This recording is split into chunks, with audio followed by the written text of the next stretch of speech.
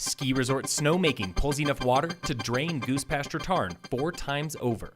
Phil Lindemann, Krystal, 93 News. First, it's been 30 years since Summit High School seniors buried a time capsule with local treasures, and next week, Frisco goes back to the 80s when alumni dig it up. The capsule is buried at the Frisco Historic Park. After it's recovered Friday, October 12th, the town buries another capsule, and officials now want your treasures. Stop by the historic park before October 10th with your items. They must be small enough to fit in a 5-gallon bucket.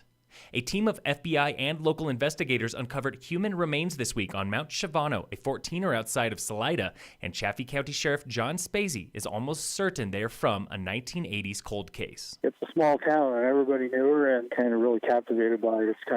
It's always been on everybody's mind. Everybody had different ideas. Investigators need DNA to confirm first, but Spazey says the bones likely belong to Beverly England, a 32-year-old mother who went missing soon after meeting with a pregnant woman suspected of having an affair with her husband. We've come a long way on this case, and so we're certainly not giving up. Spazey did not comment on other items found with the bones, citing an open investigation.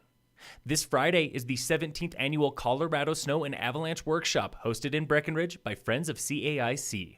The workshop is made for Avalanche pros and backcountry users, featuring presentations on wind slabs, highway forecasting, and more. That's this Friday at the Riverwalk Center in Breck. Get tickets through avalanche.state.co.us. All this week, Krystal 93 digs into the world of snowmaking. Today, we look at just how much water ski resorts are entitled to and how much they actually use. Our 5 local resorts have guaranteed water rights for snowmaking. They can pull a combined 3,000 acre-feet per season. That's 97.8 million gallons, or enough to drain Goose Pasture Tarn 4 times over, from a high of 48 million gallons at Keystone to a low of 2.9 million at A Basin. But those rights come with rules. Blue River Water Commissioner Troy Wineland. Each of the ski areas must adhere to minimum in-stream flows below their diversion points. Wineland is Summit's self-described water sheriff.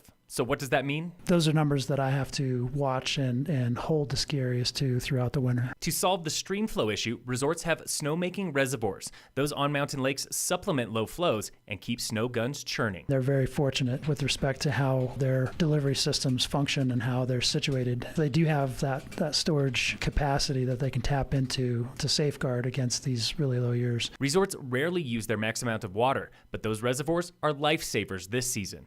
The Blue River, Snake River, and 10 Mile Creek are all running below their minimum amounts. It's going to be comparable to the 2012 season as far as low flows, low availability of water. The ski areas that have available storage are probably going to be tapping into that pretty soon. What does 97.8 million gallons of water actually look like on the slopes? About 2,000 acres of snow. That's enough for all of Loveland, or 1/4 of the skiable acres in Summit. In sports, it's do-or-die time for the Rockies when they play the Cubs tonight in the NL wildcard game. First pitch is 6 p.m. on ESPN. And in local sports, brought to you by Wilderness Sports, it's Rivalry Week, and Summit High Boys Soccer kicks things off today with Battle Mountain at home. Phil Lindemann, Krystal, 93 News.